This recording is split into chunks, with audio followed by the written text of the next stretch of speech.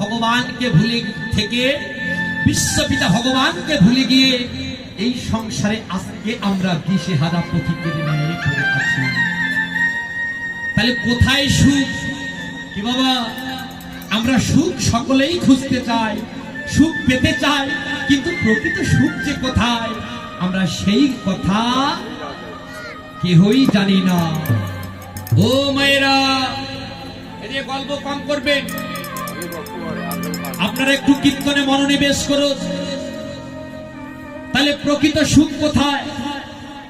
সাধু সঙ্গে আসবেন, ভক্ত সঙ্গে বসে গল্প গুজব করে এই স্থান পরিত্যাগ করে চলে যাবেন, সেটি পরম সুখ না। আপনারা ভক্ত সঙ্গে আসবেন, হরি কথা কৃষ্ণ কথা শ্রবণ করবেন, ভক্তের চরণধূলি যদি আশ্রয় গ্রহণ করতে পারেন, যদি মস্তকে ধারণ করতে পারেন, এটি হচ্ছে আপনাদের প্রকৃত সুখ। তাহলে পথহারা পথিকের ন্যায় আজকে এই জগৎ সংসারে আমরা কেন পড়ে আছি বাবা? জীবের অজ্ঞানতা, মূঢ়তা, অজ্ঞানতা বশত বিশ্বপিতা ভগবানকে ভুলে আছি। তাই তো আজকে এই জীবকে এত দুঃখ কষ্ট জ্বালা যন্ত্রণা ভোগ করতে হচ্ছে বাবা। এক পথিক পথ হারিয়ে আজকে পথে পথে বিচরণ করছে বাবা। ওই পথিক কল্পরূপ বৃক্ষের নিচে দাঁড়িয়ে মনে মনে ভাবছে, আহা এত সুন্দর মনোরম পরিবেশ, আমি আমার এই তাপিত হৃদয়খানা এখানে বসে বসে একটু জুড়িয়ে নেই। বসে বসে আজকে ওই পথিক মনে মনে ভাবছে, আচ্ছা এত নির্জন জায়গা, পেটে প্রচন্ড খিদে পেয়েছে, আমি যদি কিছু খেতে পারতাম। বাবা, কল্পরূপ বৃক্ষের নিচে দাঁড়িয়ে যে ব্যক্তি যে বাসনাই করবে তার সেই বাসনাই পূরণ হবে, যেই বলা সেই কাজ। একটা স্বর্ণ পাত্রের মধ্যে অন্ন ব্যঞ্জনাদি এসে উপস্থিত হল, ওই পথিক মনের আনন্দে সেবা করল, মনে মনে ভাবলা সেবা তো করলাম, এখানে যদি আমি একটি সোনার পালঙ্ক পেতাম, সেই পালঙ্কে শুয়ে শুয়ে আমি মনের আনন্দে আমি সময়টা অতিবাহিত করতে পারতাম, বিশ্রাম নিতে পারতাম। যেই বলা সেই কাজ বাবা, একটি স্বর্ণ সিংহাসন এসে উপস্থিত হয়েছে বাবা। মনের আনন্দে সেই সোনার পালঙ্কে বসে বসে শুয়ে শুয়ে সে সময় অতিবাহিত করছে। ওই পথিক মনে মনে ভাবলা, আহা এত সুন্দর জায়গা, মনোরম পরিবেশ, এখানে যদি আমি একটি সুন্দরী রমণী পেতাম, আমি মনের আনন্দে আনন্দ করতে পারতাম, বিহার করতে পারতাম। যেই বলা সেই কাজ বাবা, সুন্দরী একটি অপ্সরা এসে হাজির হয়ে গেল, মনের আনন্দে সময় অতিবাহিত হতে লাগলো বাবা। দেখতে দেখতে যখন সন্ধ্যা ঘনিয়ে এলো, ওই পথিক মনে মনে ভাবছে, এই নির্জন জায়গার মধ্যে, এই বনে আজকে আমি একাকিনী পড়ে আছি, যদি কোন হিংস্র জন্তু জানোয়ার এসে আমায় টানতে টানতে ওই গভীর বনে নিয়ে গিয়ে যদি আমার বক্ষ চিরে রক্ত যদি পান করে। যেই বাবা সেই কাজ বাবা, একটা হিংস্র জন্তু এসে ওই পথিককে টানতে টানতে গভীর বনের মধ্যে নিয়ে গিয়ে তার বক্ষ চিরে রক্ত পান করতে লাগলো। মায়েরা, এটি হচ্ছে তত্ত্ব। তাহলে এর ভিতরে তত্ত্ব কি আছে? আমরাও এই জগৎ সংসার রূপ কল্প বৃক্ষের নিচে দাঁড়িয়ে দাঁড়িয়ে আজকে আমরা বিশ্বপিতা ভগবানের কাছে আমরা যাহা কিছু চাচ্ছি বাবা, বিশ্বপিতা ভগবান আজকে হাসি মুখে আমাদের মনোবাসনাগুলো পূরণ করিয়ে দিচ্ছে। ভেবে দেখুন, যখন আমি যখন ছোট্ট ছিলাম, মনে মনে ভাবলাম যে লেখাপড়া করব, লেখাপড়া করলাম, ডিগ্রি অর্জন করলাম। এরপরে কি হলো, যে এবার চাকরি করব, বিশ্বপিতা ভগবান চাকরি জুটিয়ে দিল, চাকরি করতে লাগলাম, ব্যাংক ব্যালেন্স করতে লাগলাম বাবা, গাড়ি বাড়ি হয়ে গেল। মনে মনে ভাবলাম এবার আমি বিয়ে শাদী করব, বিয়ে হয়ে গেল। মনে মনে ভাবলাম এবার আমি ছেলে মেয়ে, এই যে সন্তান সন্ততি, আমি বাবা হতে চাই, আমি মা হতে চাই। হয়ে গেলাম মায়েরা, মনে মনে ভাবলাম ছেলে মেয়ে বড় হলো, বিয়ে দিতে হবে, বিয়ে দিলাম।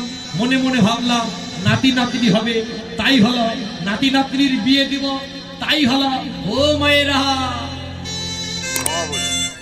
দেখতে দেখতে যখন জীবন বেলা ফুরিয়ে গেল, পরিশেষে আপনার আমার এ জীবনের শেষ পরিণতি কি হলো বাবা? ওই শ্মশান ঘাটে নিয়ে গিয়ে এমন সুন্দর দেহখানা চিতায় তুলে দিয়ে আগুনে ভস্ম করে দিল।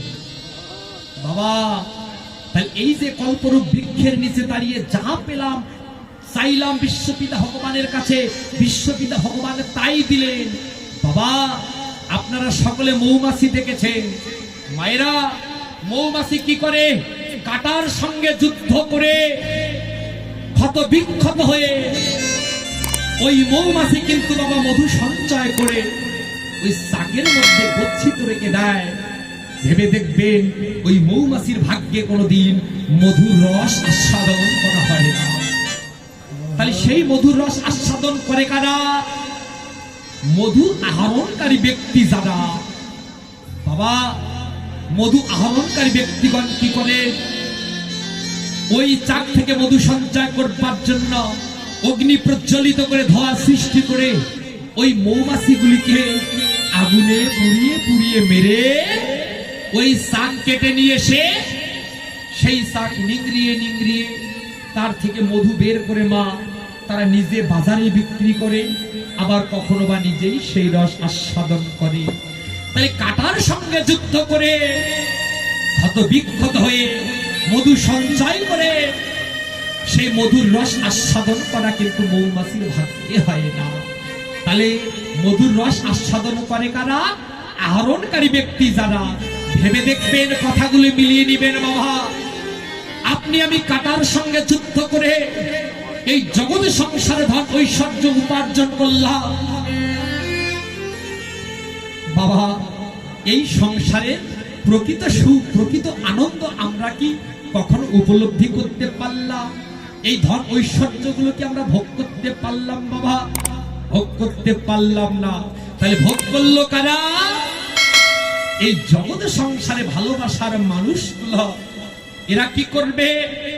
যেদিন এই দেহ খাতা হতে প্রাণ পাখি উড়ে যাবে, ওই শ্মশান ঘাটে নিয়ে গিয়ে ওই যে চিতায় তুলে দিয়ে বাবা আগুনে ভস্ম করে দিবে।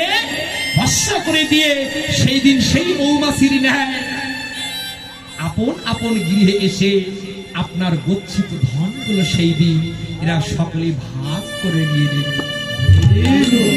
এই যে কল্পরূপ বৃক্ষের নিচে দাঁড়িয়ে আমরা যে ধন প্রার্থনা করছি, বিশ্বপিতা ভগবান সেই ধন প্রদান করলেন। বাবা, আজকে এত সুন্দর জন্ম পেলাম, ধন আমার, জন আমার, সবকিছু আমার হয়ে গেল বাবা। কিন্তু ভেবে দেখুন তো, আপনার আমার জীবনের শেষ পরিণতি কি হলো? আমরা মনে মনে ভাবি আমি ডক্টর, আমি ইঞ্জিনিয়ার, আমি প্রফেসর, আমি কেন ভক্ত সঙ্গ করব? বাবা, ভক্ত সঙ্গ করতে হবে। আপনি প্রকৃত ভালোবাসা কাকে ভালোবাসা দিবেন, কাকে ভালোবাসবেন? যে দেহের জন্য গৌরব করছেন, মান অভিমান করছেন, সেই দেহ কি হবে মা? একদিন ওই শ্মশান ঘাটে নিয়ে গিয়ে ও তোর সোনার অঙ্গ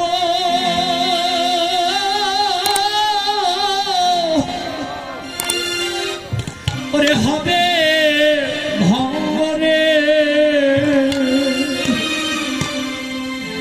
যেদিন সীতায় পুরে হবে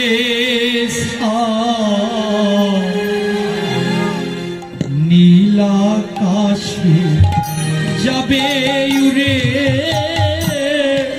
পয়লা দিঘুয়া।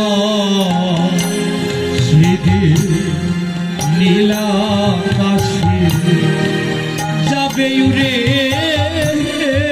পয়লা দিঘুয়া।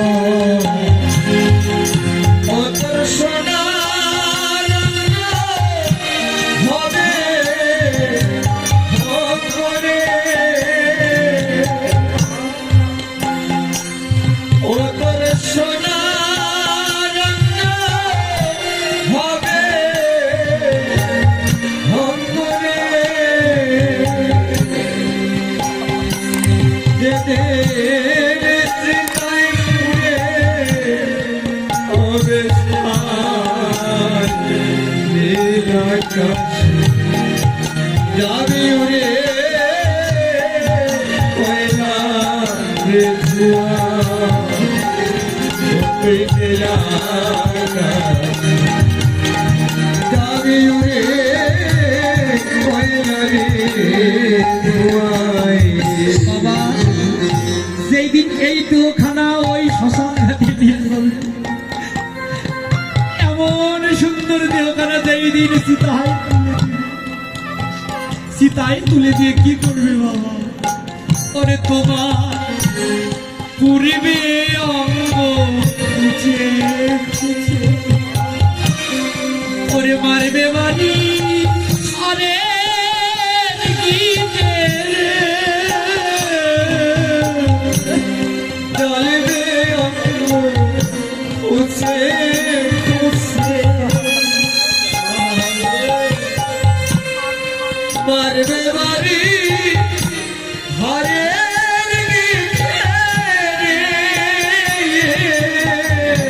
ওরে তোমার জ্বালবে অঙ্গ খুঁজে খুঁজে মারবে বাড়ি আরে গীতে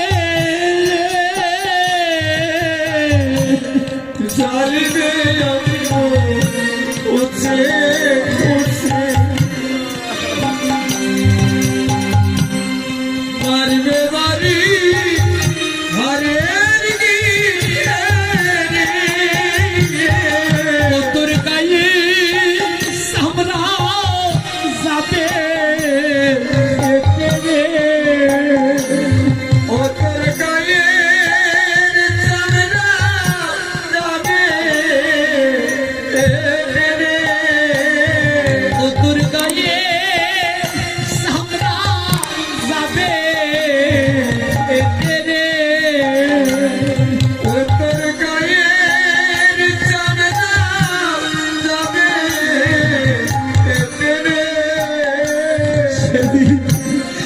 আজ বুলাবে কে তোর নীল আকাশে যাবে রে কয়লা রে ধোঁয়া কত নীল আকাশে যাবে রে কয়লা রে ধোঁয়ায়। সেই দিন সকাল করে আমার আহারে ওই স্নান করিয়ে ফিরবে ঘরে সরকার করে সবাই স্নান করিয়ে ফিরবে ঘরে। সেই দিন সৎকার করে সবাই স্নান করিয়ে ফিরবে ঘরে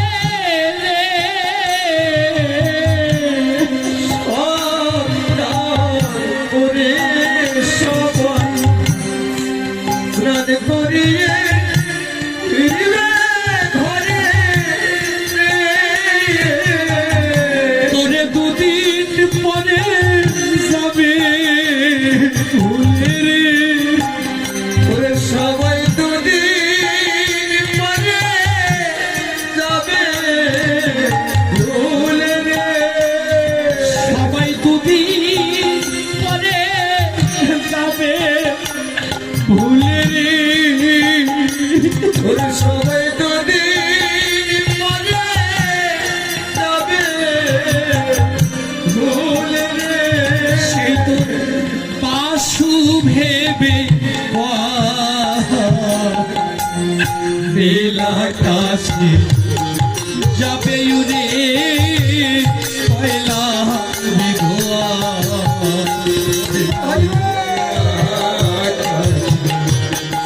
যাবে রে কয়লা রে ধোঁয়া। ও তোর সোনার হবে ভঙ্গ রে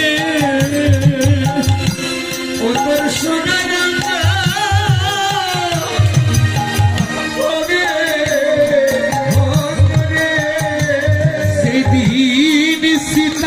পুরে হবে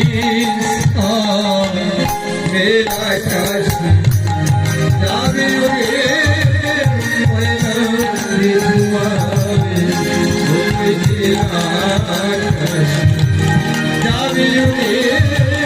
ময়নারে দুয়ারে যাবে রে ময়নারে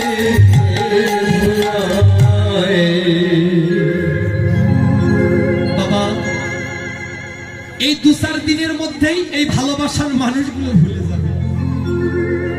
এই জগতে আপনার আমার মূল্য কতক্ষণ বাবা? এজন্য মহাজন বললেন, ওরে মন, এই জগতে তোমার মূল্য ততক্ষণ। এই জাগতিক জগতে ভালোবাসার মানুষগুলোকে দিতে পারবে তুমি যতক্ষণ। এই ভালোবাসার মানুষগুলো আপনাকে আমাকে ভালোবাসবে ততক্ষণ। বাবা, আপনি দেয়া বন্ধ করে দিবেন এই ভালোবাসার মানুষগুলো যাদেরকে আপনি আপন করে কাছে টেনে নিয়েছিলেন। এরা কি ওই আর আপনাকে মনে রাখবে না?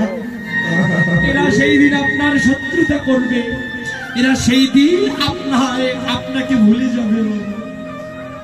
তাহলে মা, এই সংসার গোষ্ঠে এলাম, এই গোষ্ঠে এসে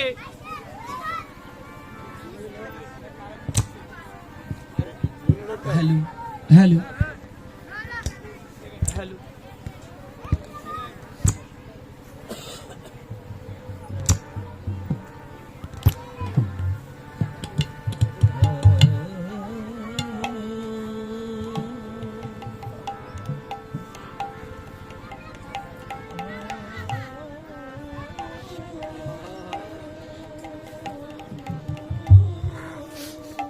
তাহলে এই যে সংসারূপ গোষ্ঠী এলাম বাবা, এই সংসারূপ গোষ্ঠী এসে কি করলাম? নিত্য বস্তুকে দূরে ছুঁড়ে ফেলে দিয়ে এই জাগতিক জগতের মানুষগুলোকে ভালোবেসে গেলাম। বিশ্বপিতা ভগবানকে আমরা ভুলে গেলাম। ও ভাই কানাই, তুই মায়ের কোলে বসে থাকবি, মায়ের কোলে আমরা কোন মায়ের কোলে বসে আছি বাবা? এই জগৎ সংসারে মায়াময় মায়ের কোলে আমরা বসে আছি।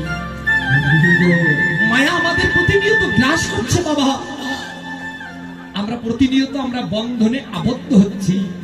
এই বন্ধন থেকে আমরা কবে কোন দিন এই বন্ধন ছিন্ন করব, কবে কোন দিন এই বন্ধন ছিন্ন হবে বাবা? আমরা এই তত্ত্ব কেহই আস্বাদন করতে চাই না।